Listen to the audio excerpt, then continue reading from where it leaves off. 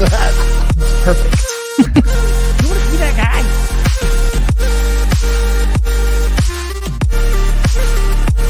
Wow. What up? What's up, everybody? Welcome to DC TV. It is January 13th, Friday the 13th. Be careful where you walk, where you drive, and all that good stuff. Just be careful how you breathe today. And careful where you fly. The odds of getting in a plane wreck are actually 1 in 5,000. How many planes take off a day? Just saying. Where does More than 3. Yeah, we're stacking them up. That statistic is ridiculous. No, 1 it's in not. 5,000. Yeah, they just said Did that a on the plane news. crash? Yeah, they were talking about the odds of winning the lottery. Then he said the odds of getting in a plane wreck are 1 in 5,000. Which I thought was actually much higher. Pause. Who is they? Where's the source? You don't know they? Yeah, Whoever right. the news people are. I don't know. I'll have to find them. My TV's on a news channel. 1 in 5,000 is ridiculous. Yeah. Anyway, probably. I'm just saying there's a lot of planes that take off, and you guys might want to think about that. Yeah, there's a lot of cars that drive around too. How many accidents are there? What's the A odds? lot. They wreck all the time. Right. Yeah. What's the chance? Every day, Dying in a every car? hour, every day, Don't every hour. this up, everybody, for those of you who are watching, because Don's too chicken shit to get on a plane. No, if I was the pilot, I'd be just fine. No, you wouldn't. Guys, looking at the markets right now, the S&P is down 1%, Dow's down 0.85%, Nasdaq is down 1 1/4. Bitcoin is still on its absolute tear. We're going to be talking about that in just a moment, but it's up 3% right now at $18,866 dollars per Bitcoin. Some pretty strong moves, and the markets in general have been rolling. So we're going to talk about that and our thoughts on everything Bitcoin related and crypto related, and what's been creating the surge, and what can we expect for the rest of the year, because I think some sentiment starting to change a little bit, and I'm sure that we're going to be having both sides of this coin, no pun intended, of are we in the clear, or is there more pain to come? So make sure you're sticking around for that. Also, we have a lot of other news breaking that we're going to be discussing as well. As you saw on the title today, the SEC just cracked down on Gemini and Genesis. We've been talking about this story for quite a while, and the SEC is now charging them with some pretty serious allegations. So we're going to get into that, as well as SBF finally coming out with a Substack letter, which is kind of all bullshit. Nobody's really kind of buying any of it. And then Mr. Wonderful himself, Kevin O'Leary, has a crypto exchange, which I actually was unaware of. And they are merging with another crypto exchange to potentially become the largest Canadian crypto exchange. And so we're going to talk about that a little bit as well, because Kevin O'Leary has been, obviously not been painting a really good picture for himself as of late with his involvement in FTX and kind of borderline defending SBF. So we're going to get into all of that, guys. But how you feeling about the markets overall right now? I mean, we're seeing a pretty decent surge in Bitcoin.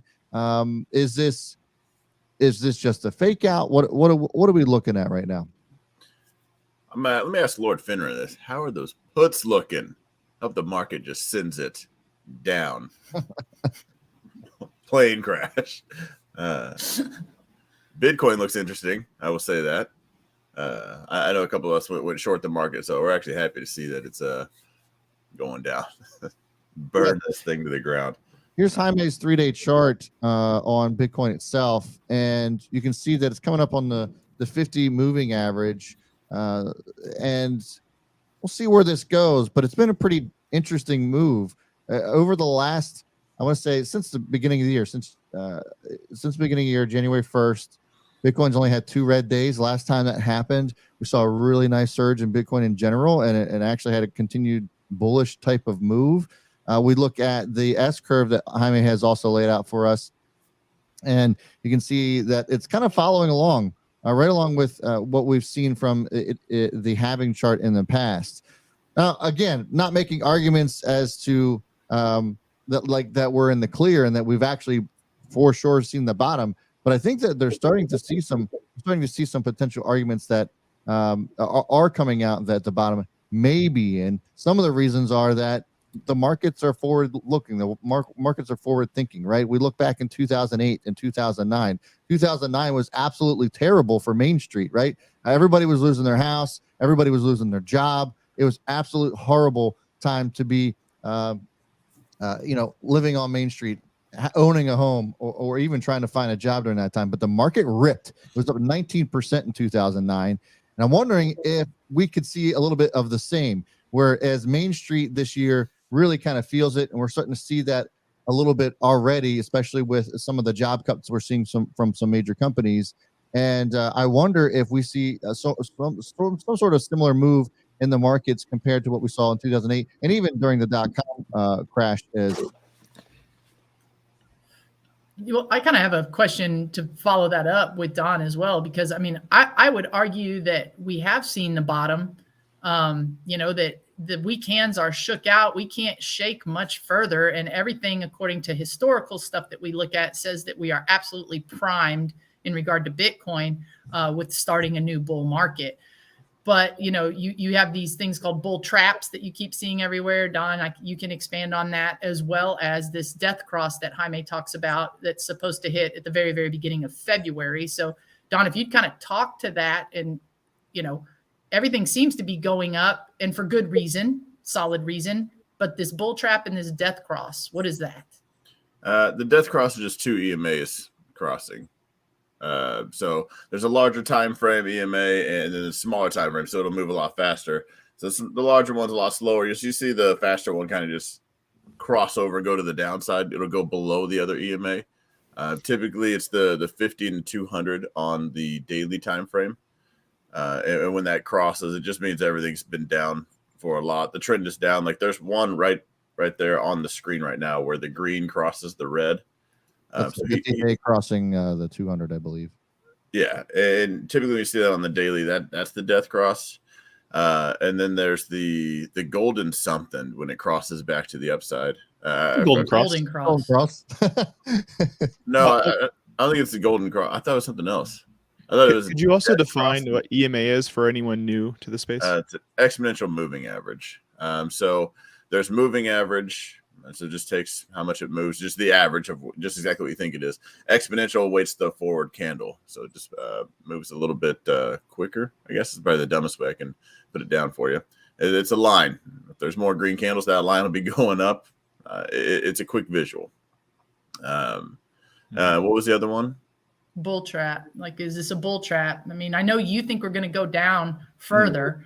And I kind of, I guess, I want to understand your reasons past just, well, because I'm looking at buyers and sellers, because like I said, I would argue in regard to Bitcoin that the people who are going to sell, the sellers are shook. They're done. Like anybody else right now that's still holding is holding. So outside of something like a Gemini or DCG bankruptcy, which we understand there's FUD about right now and we'll get to, why are you so solid that it's going to go down another leg again?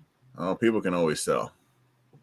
People think they're holding until everyone's got a choke point. I don't know. We're just trending down. The market hasn't really changed yet. I don't know. I just don't think the dollar. I get the hedging the dollar, and the dollar did have a push up. I don't think the dollar's done yet. And I guess that's just why. I mean, maybe I'm wrong. We've yet to see. But when I see Bitcoin doing what it's doing now, it's done this before. Brad's called the bottom before, remember? And then it just came right back down. They call it a bull trap because it gets everybody excited and everybody does say the bottom's in, and then everybody gets excited, creates that liquidity, and then they drop it right back down on them. Sure. I'm not the biggest fan of calling things a bull trap or not. I get it, but I don't know if there's any set rules that one. I think people just call it that, and they'll call it that later when it does sell off. Even the dead smells like a bull trap. Yeah, no, I think it's like a matter of there's some events people believe in strongly, and markets are all about psychology. So I think people do see the pending death cross popping up, and they do see that we haven't quite gotten confirmation on regulatory fallout just yet. So I think those elements of FUD or charting confidence will create a temporary push up, and then they'll scalp those people, take their profits down. That's just my assumption. Yeah, and keep that chart up real quick. Is that the RSI on the bottom? Actually, I don't know. This is Jaime's chart. I believe it is not the RSI. It looks something very similar. Yeah. But what I was going to point out is there's even a divergence right in there. So the RSI is the relative strength index. Kind of shows you which way things are going. Then there's something people call like a RSI divergence. So if you look at that chart and you're looking at the peaks, see that red drop off, but you see that right there in the middle, and then you see that peak down below. Now that bar looks like an RSI chart, and you see we're kind of overbought back there, and then it drops off, and then we get all these green candles right now. And if you look at the indicator down below, it's much higher, but yet the candles the price isn't higher. So that's where you see that divergence. So the strength isn't really there. This to me, I call it if we were in stocks right now, I call it the volleyball play. It looks like, when you're playing volleyball, there's always a set right before the spike. They set it up and then smash it down right on your face. And anybody that falls for it does get they get right to the face. Mm-hmm. Bump set spike. Yeah. And, just the other day, it was even in my group, I even sold a Bitcoin. I sold it at 18.1. So I wouldn't mind it turning around, but if I'm wrong, I got to get back in later. I don't think the setting's there for us to actually be the bottom. Let me ask you this. What's the catalyst that would bring us all the way back down from 19,000 essentially to 15,000 some change or lower? Getting those people to sell. Getting the people like that's maybe not like Tam. That doesn't answer the question. That's the result of a catalyst. But what is it in the actual market right now that could actually bring that down? I mean, of course, we can speculate on a ton of things, but we just heard the SEC is charging Gemini, and we thought that perhaps that was going to be a big catalyst that ends up bringing the markets down, or maybe it's GBTC. Is there something fundamentally that we can point to that's like, well, this is a higher risk, rather than just saying, oh, well, of course it's just going to be people selling. It's like, no shit. But like, I don't know. I don't try to chase excuses, but I would still watch the dollar. The dollar's always been my main one. I don't care if it's Gemini. I don't care who's got to unwind what. Yeah, the question wasn't necessarily just for Don. So Lord Vendor says Binance. I mean, this is a good question. I don't want to give a lot of pushback or even talk crap to it, because the excuses always come out of left field, because that's what has to surprise people. Yeah. So I don't know, but I would be on the lookout for it. And sometimes I think, Tamp, you get complacent. And that is generally the whole market. And I do think right now there are just the Bitcoin holders, or the ones that think they're holders. We mentioned this a while back. I think the only thing left are the big dominoes to fall, because everyone now, they've already wrote it down from 70 to 16. Like, what's a few thousand more? Like, what's really going to, or do they really think the bottom is in? And they really will sell at 15. How many margin calls happen at 15? Like Jaime talked about a while back. I don't know what the catalyst is. It just seems like we're going to get one every day, because there's always something going on. Every day there's a new article for Bitcoin, it seems like. Yep. Typically, and that's fair. We do see the market pump around like tax return time too, just because people have some extra cash they throw into the space. So my guess is like there are a bunch of whales who kind of know that's going to happen. They're trying to get a pump going so they can crash it down and then have a spike back up right after that death cross, right? I don't think this feels very similar to when we hit like 3,000 range in Bitcoin. Like, no one thought Bitcoin was going to hit down to like 3,300 or so. That was really surprising, but it did not stay there long. We tapped it, and then we bounced right off it like a super ball. So I think that we're going to see a similar pattern form. At these prices, do you think we're going to get to the new 3,000? Yeah, I'm saying that this the shape of this pattern and the way that the space feels, it feels akin to that time. Okay, so I think that's going to happen. Yeah, I do have an excuse. What's up, Brad? To me, it looks as if perhaps that 19,300 level could be that area that we could potentially keep an eye on. That's going to be that next resistance. If it decides that it wants to pop up over that, this is your daily chart, by the way, guys. I know we've been kind of hopping around, but this is your daily chart on this one. So each one of these candles represents 1 day of trading for Bitcoin. And so that 19,300 area seems to be kind of that spot that I have my eye on in particular. And actually on the daily chart, we're seeing a potential golden cross happen between the 50-day moving average and the 200-day moving average. So there's definitely some scenarios. I don't want to rule anything out. I don't want to rule out that we could see some sort of capitulatory moment in which there's just like panic selling that happens. But I also don't want to rule out the bottom either. I think that if we start to see some real momentum kick in, and let's just say the Fed makes some sort of pivot, not saying that they are, but CPI is coming down. We saw those numbers. The consumer price index yesterday came out below expectations, 6.5%. And so I think that if we see some sort of slowdown from the Fed, interest rates start slowing down, or even by the end of the year or in 2024, they start talking about cutting them again, Bitcoin's going to go nuts. And so I think that move would happen before decisions get made. And I think that that's actually what we're starting to see in the market in general. If you look at traditional markets and even in Bitcoin starting to follow that a little bit, there's a lot of investors, especially institutions, that are buying in anticipation of some softening from the Federal Reserve. So I think that there's definitely scenarios in which you can look at both situations. I think that at the end of the day, having a plan for both of those situations is certainly going to be key for everybody looking at Bitcoin right now. Yeah, I do have my excuse. Do you first of all, do you think the bottom is in for the markets? I'm not sure. Okay. I'm not with 100% certainty, but I'm starting to get more bullish as I look at what's happened in the past. You look at 2008 where the crash happened, and that crash happened before like I mentioned at the top of the show, before Main Street actually felt it. Main Street's probably going to feel it this year. And usually when that ends up happening, you see the market actually do quite well. So it just kind of depends on how institutions and really the big banks are feeling about the market overall, because that's what's going to move the market this year. We won't bottom in Bitcoin if the markets haven't bottomed. But I will say this: we are kind of setting up. So we do have earnings coming around the corner. We do have everyone's savings accounts depleted. And what do they have left? If credit cards are maxed and savings accounts depleted, they got to start selling assets. So if they were the ones that are laid off, they're going to sell their crypto before they sell their 401k. And so that's.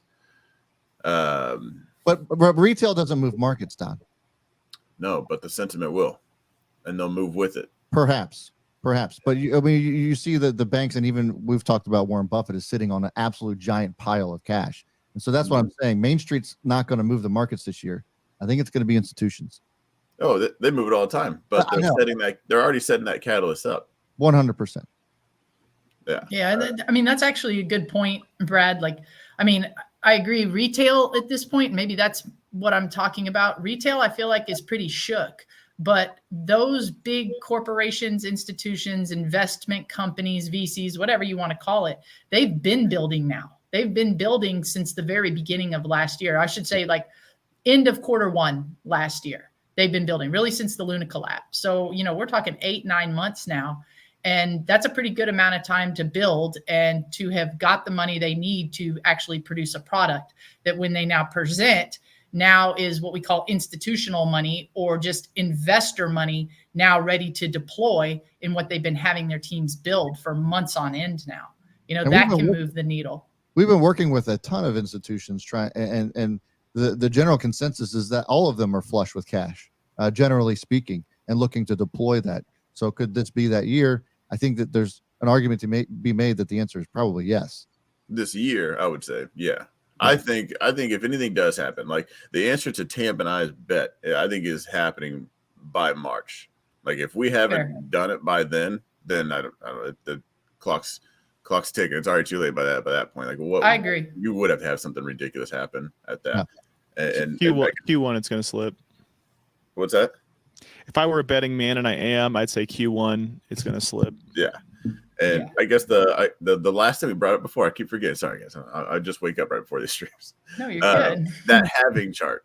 If that halving chart breaks, the one you guys talk about, that is the one thing that's never been wrong. And you know this, Brad. When something has never happened, that's not true. It's been wrong.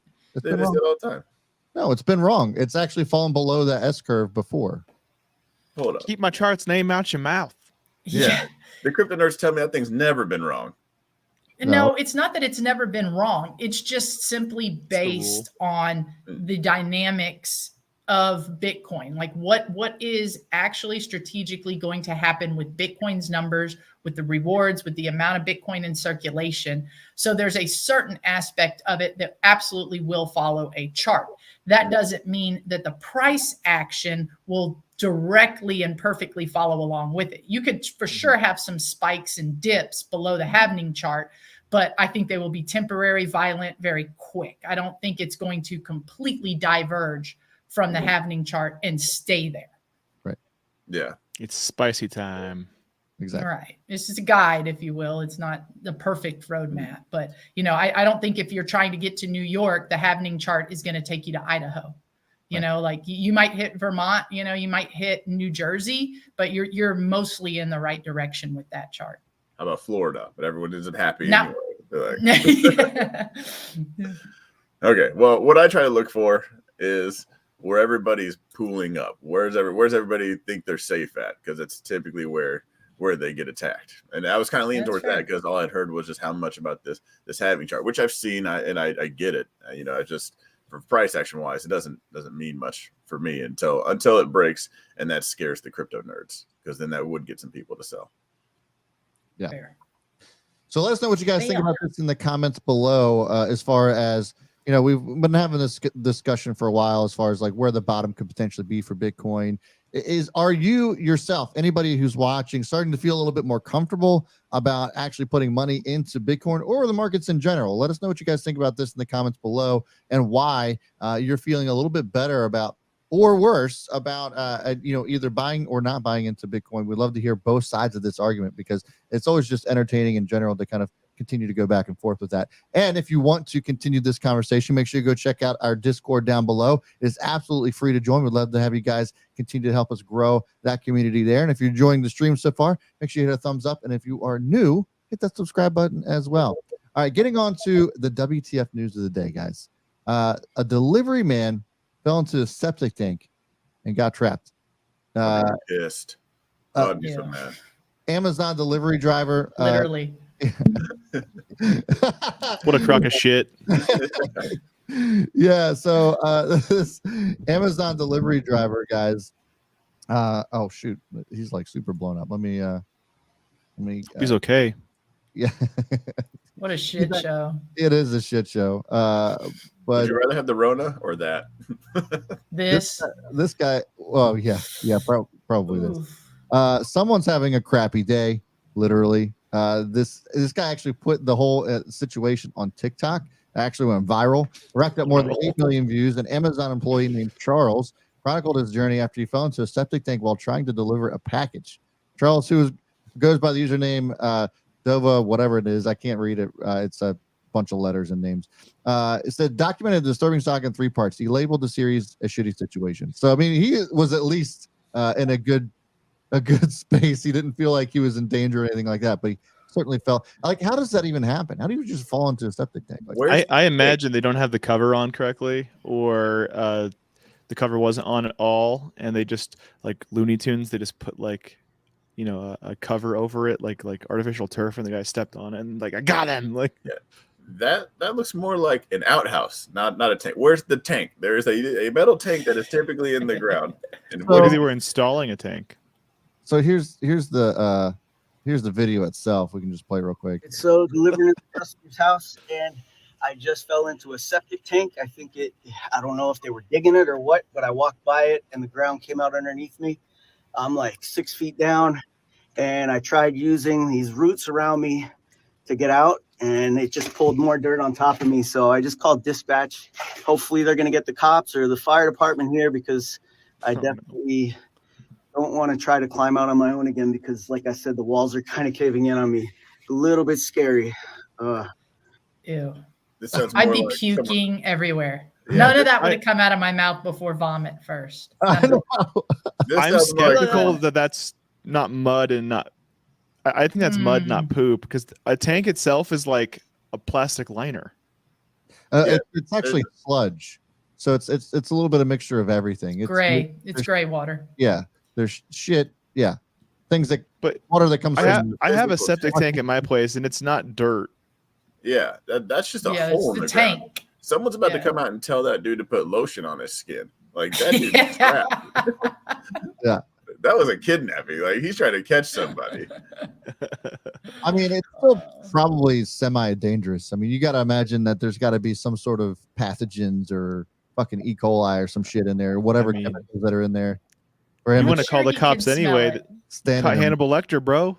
Yeah, Yeah, I'm who sure was he that can guy? smell Boston? it and was like, "This is not just dirty water. This has got some poo in it, and it stinks." Yeah. And anybody who said otherwise, he probably would just reply with, "Well, why don't you come down here and smell it, and then you tell me what I'm sitting in." You taste it, bro. Taste it. Let me go clear the house first, make sure that guy's not in there wearing some human suit, and then I'll be right back out. Yeah. Can you imagine just calling like the dispatcher on the other line when he's calling me like, listen, I'm just sitting in a pile of shit right now. Literally. Yeah. Yeah. Plus, Maybe they were taking an outhouse and converting it to a septic system. They just hadn't got that far yet. Yeah. And they were just like, yeah, it's cool. We'll just throw the liner over the dookie butter. That's cool. Yeah, there's something very suspicious about this because there is no tank. Like in that house, you would just dig a hole and then you just move the house later. Like I know we need an expert on septic tanks. Aren't septic tanks they're concrete, right? They're typically metal made out of concrete. No, I don't think they can metal. be. Yeah, they can be concrete. They can be plastic liners. Okay. Mm-hmm. They can be metal tanks in the ground. Yeah. Yeah. Pretty crazy stuff. So guys, that's your WTF news of the day. Lesson learned. Watch where you walk. Don't fall. It's what Boston said. Okay, just watch where the hell I'm walking. Watch where yeah. Where the hell you're walking. Hate to fall on one of those. Yeah. So yeah, don't step in shit today. It's Friday the 13th. Watch where you're walking. That would be some Friday the 13th stuff. I know. There's always that.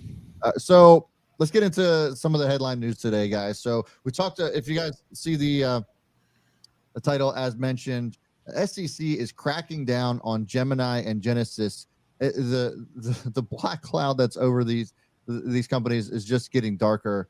Gary Gensler and crew went out and actually charged them for an unregistered and sale of crypto asset securities through the Gemini lending program. This is straight from the SEC.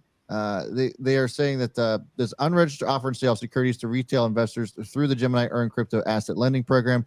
Through this unregistered offering, Genesis and Gemini raised billions of dollars worth of crypto assets from hundreds of thousands of investors. Investigations into the securities law violations and other entities and persons related to the alleged misconduct are ongoing.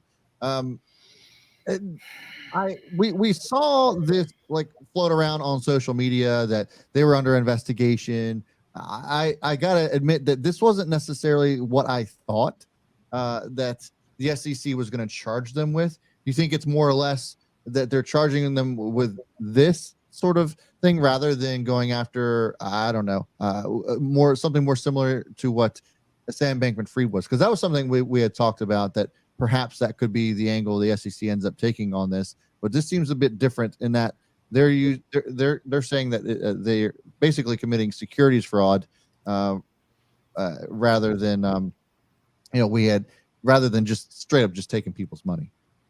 Yeah, this is one of those things we need to clarify too. This is just on Gemini and Digital Currency Group's earn feature. This is not on their exchange, and this is not on their holdings. This is on the earn feature, which is where people deposit Bitcoin and or cryptocurrencies.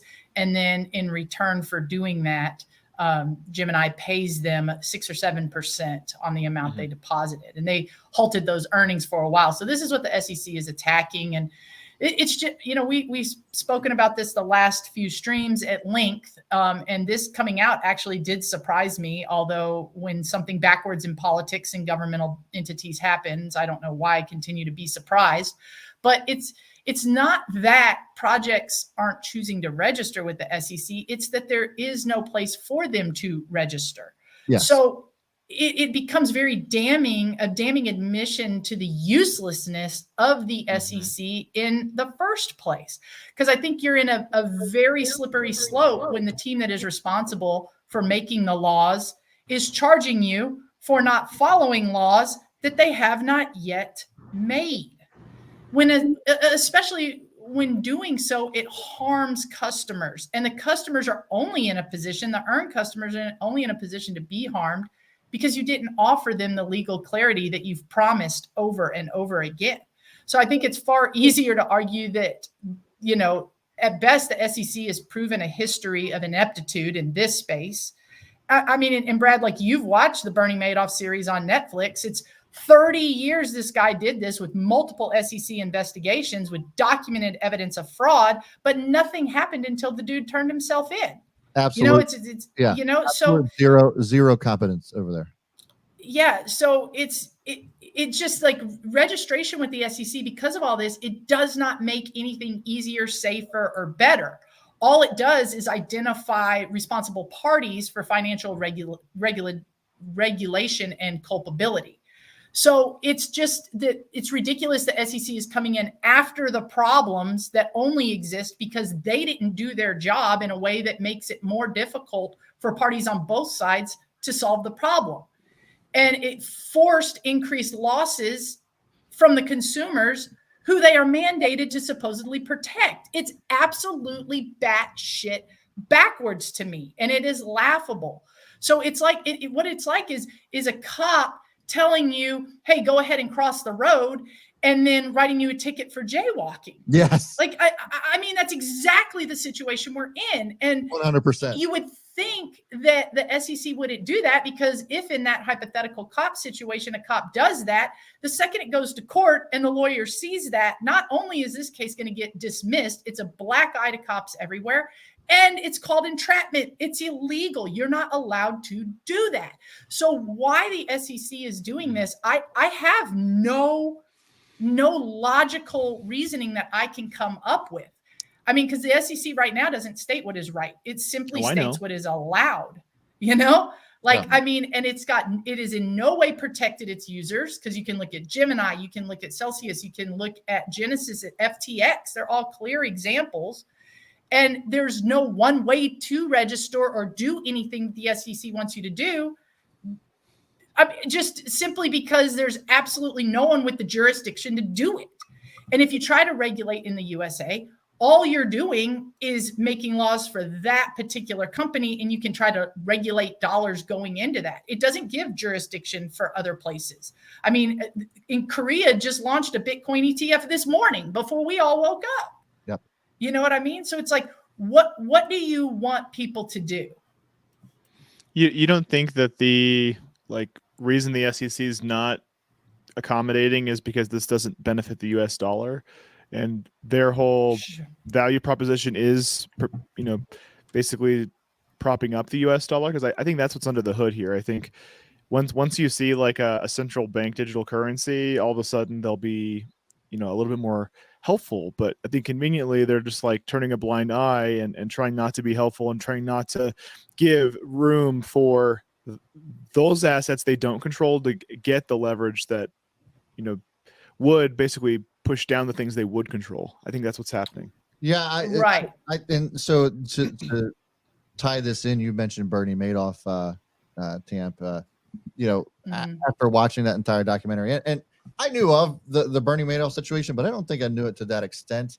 And one of the big reasons why the SEC didn't go after him was because of the influence. He could move 10% of the market, and the influence he had. So they didn't want to necessarily go down that road, I think, because of the impact that it would have had. And it kind of seems like it's a similar situation here. It's like they don't want the influence they have, I guess, is kind of what they're throwing around. And Indo Crypto put this on here too about how they're flexing. He got caught playing with SBF, and now it's time to flex on other crypto platforms, I guess, to divert exactly. That makes 100% sense. And to Brandon's point about the dollar and making sure that stays relevant is certainly probably a motivating factor as well. Yeah. And also like Don, especially because you ask, and I'm not talking about price action here, but you ask all the time, kind of, why is Bitcoin different in terms of the market? And even though I'm not talking about price action with this is like just a simple example of why Bitcoin is different right now. Is that like a stock that is exclusively traded on like the Tokyo Stock Exchange? It does not need US SEC registration. Yet in the DeFi world, these are worldwide projects with no country of origin or no individual or originator. So why would any of these digital assets need to register with the SEC? Further, they can't even register with the SEC if they wanted to, because it's not like the SEC has an avenue by which protocols can even register. I mean, there are some tokens right now that do have legal registrations with their corporations. But even after approval and 3 years of paperwork and $500,000 to $2 million of legal fees, the SEC still will not give an opinion on whether or not you're a security. And I'm talking about Ripple. Ripple did all of this, and they're still in court as we speak, having their registration challenged. So, scrolling along the bottom, the pot calling the kettle black. What do you want people to do? You literally, the SEC painted this space into a corner and is now beating protocols down for not having anything to follow and quote unquote doing things illegally. It is an absolute gross overreach. It makes no sense. It's just absolute ineptitude on their part. And I just don't see how you charge people for non-compliance when there's no laws written for that non-compliance, which have been asked for, by the way, 8 billion times in the last multiple histories of the DeFi space. I just don't know what we're doing. Things are just so backwards here. That's also why I think something else is going on. Like, there's clearly back end money being like, hey, hold this down. They can pin whatever they want down. They can ignore something. They can just turn a blind eye, as long as that mayonnaise jar keeps having some cash in on their front porch randomly. Every night when that guy gets home. Right. So, it's just dirty. Yeah. You put coins in mayonnaise? Well, I don't put coins in it. It's really weird. Regular cash. Yeah, it's really frustrating to me, because I guess when you try to do something that makes absolute sense and instead the complete opposite happens, I mean, we're now like in just an abused unionized situation where nothing makes sense. The simple answer and cheap answer is ignored. And instead, let's take a really long time to enact something that is incredibly complicated and does half as good of a job at solving an issue as the first option did. It just makes no sense. I'm just so frustrated at just our governmental policies, that their present state in general is just, everything is backwards, absolutely everything. And it's just getting to the point where it's hard to make decisions now, because if you make them on the fact that there's right and wrong ways and consequences and things that you should do to protect yourself, and then all that gets dumped upside down on its head, what do you do? Well, the other questions, like constitutionally, what are your rights? You have a right to life, liberty, and property. So this really calls into question like whether they're infringing on the Constitution and your right to property in a lot of these places. So I do think people need to kind of back up any legal conversations up to its founding document and say, like, does this even hold up to your like least specified explanation? Because if you have a right to property, how come I don't have a right to these types of properties?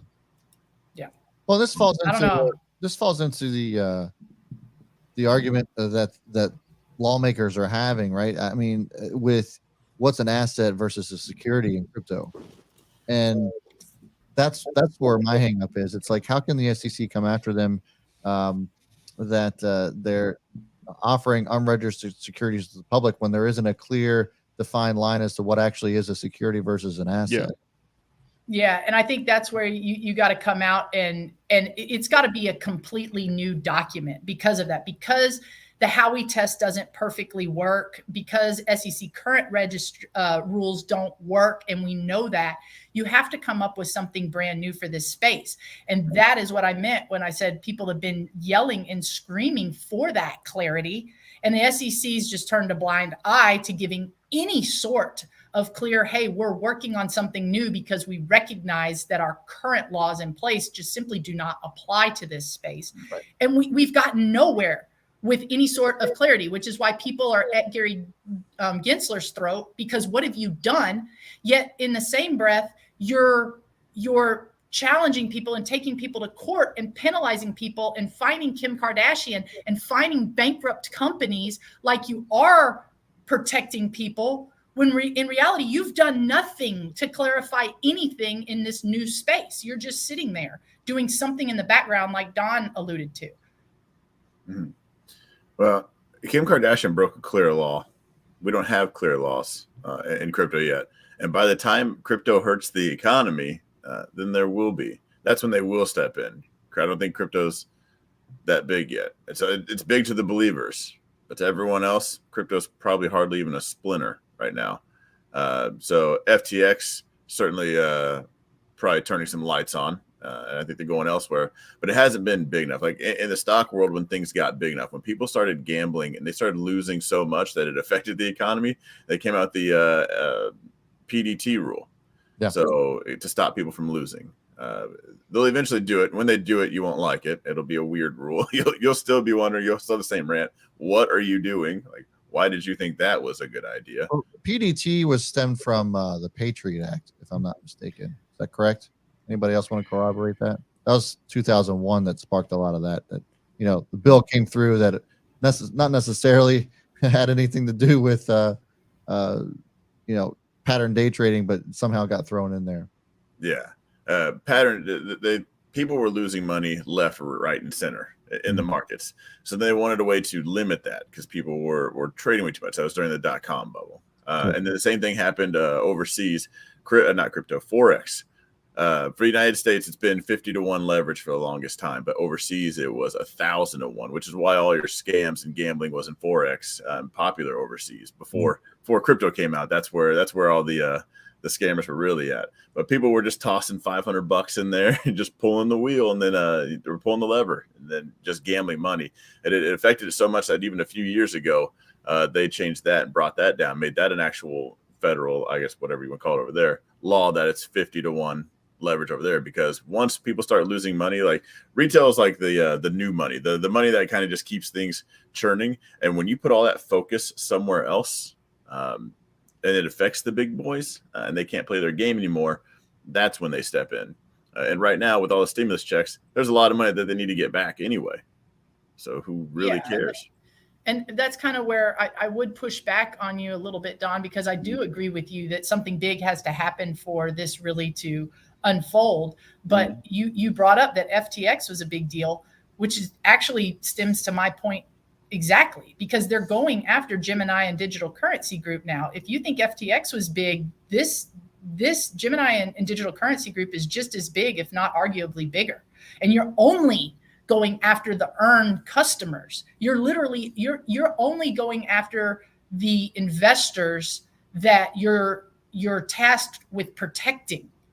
And yes, like Digital Currency Group will get a black eye, Gemini will get a black eye, but this will likely not bankrupt them. It's not good, but you're not even going really after Gemini or Digital Currency Group. You are literally going after the 320,000+ investors is what you're hurting. And yet you're claiming to protect them. Because they're in the financial space. You know what I'm saying? Like FTX was more bad, just crypto, but still in the financial world, still dealing with fiat. They're staying well within their realm of their normal. If that makes sense. That makes sense. Yeah, I'm arguing that I think laws should be written, where you can register to follow said laws before we start charging people with non-compliance. Yeah. This is just completely backwards, and you're hurting everybody that you're tasked with protecting. So my point to that is when is enough going to be enough? When are people going to say, listen, Gensler has done nothing to help define this space for literally years.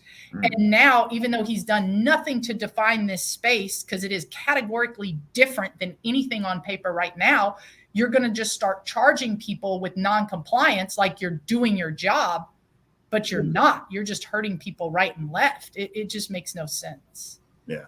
They're the needle in the haystack, the tiny ones. It's not really a problem until you sit on that needle, stab yourself with it.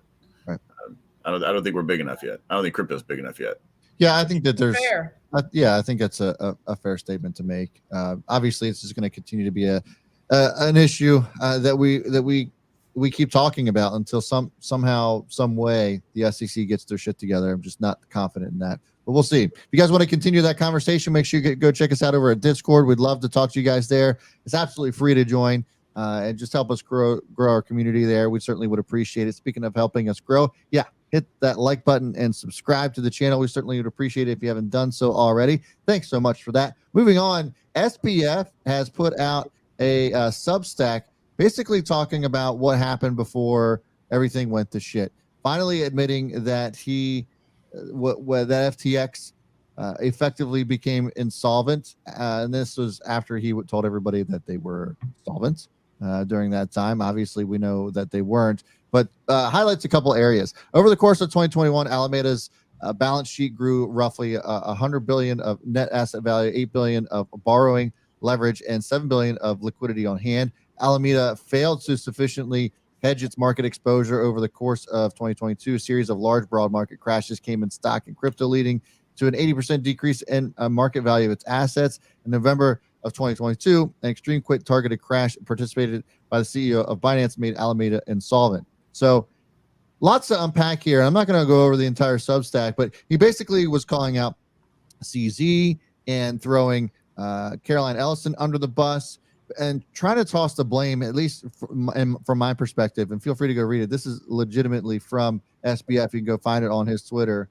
Can you make it bigger, Brad? Sure, Sorry. sure. Jokes aside. It's big, thank you. Yeah, it's not very big. Can you make it bigger? Yeah. But these are the 3 things that he basically 3 points he was trying to make in the Substack itself, and throwing everybody else under the bus but himself, and not really kind of taking any kind of responsibility in this Substack. And honestly, a couple of points I wanted to make from all of this, and then I'll give you guys the floor. But SBF, just chilling in his parents' mansion, writes this article, and was somehow a genius when talking to Tom Brady and Kevin O'Leary and a lot of the other VCs. But now I guess is trying to play dumb, and then also tossing blame to everybody else. He released this article with no mention of the billions in loans that he took out from customer funds to live, his crazy lifestyle with a $40 million home down in the Bahamas. And this is just kind of hilarious to me. I know that maybe it shouldn't be news, but it seems to be what everybody's kind of talking about. It's just par for the course for this guy. Divert. That's all he's doing. He is simply trying to dodge responsibility to this. You could TLDR this whole Substack article as this is all the money we had before you kicked me out of the driver's chair, brought in John Ray, and he declared bankruptcy, not me.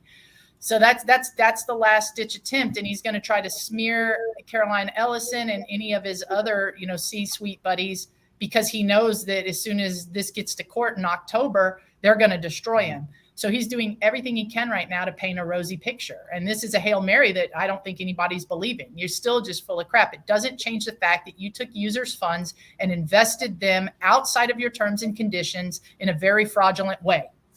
So it doesn't matter what your balance sheet was before John Ray stepped in and officially filed Chapter 11. Screw you. Screw what you did. You are wrong. Stop trying to dodge this. I mean, if SBF already dated Kara, Ellison, and they had pool orgies and whatnot, he's already smeared her before. This is nothing new. Yeah, that's gross. I know, but that's all it is a Hail Mary.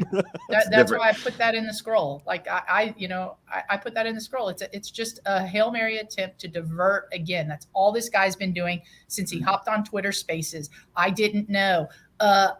Sorry guys. Portnoy said it perfectly. All you're doing is diverting attention. You're diverting responsibility. Yeah. I'm gonna stop. Right. Yeah, and that's like Don said earlier. If Kim Kardashian clearly broke a law that is written and got fined for it and got slapped with it, what do you think SBF has done? He has clearly broken laws here. This is not just a failure due to lack of clarity, and you can point the finger at, I didn't know, I just did my best. That is not what he is up against. He is up against outright fraud, and he is doing his best to keep the fingers from being pointed directly at him as the captain of that damn ship, and instead he's pointing everywhere else. Yeah, when you have John Ray, who handled the Enron case, say that FTX was the worst case of fraud he had seen in his 40 years of doing this, That's saying something. Yeah, he just came off of Enron. Right. Even with all his like diverging, like you were still the CEO. That's still your job to sign off on everything. So even if they were doing stuff, still your job for your oversight. You're supposed to be seeing that. Yeah, exactly. So even your diverting sucked. Yep. So, and that's the thing. You can't just say, oh, well, this celebrity, whether it's Kim, whether it's Tom Brady, or this entity, whether it's Celsius or Ripple or Coinbase, who are trying to do things legally and still getting slapped. You can't say they're clearly wrong, but SBF all of a sudden gets all these, extenuating circumstances and, these lack of responsibilities. Right. No, can't do it. Just because you're ignorant to it doesn't mean it's still not illegal.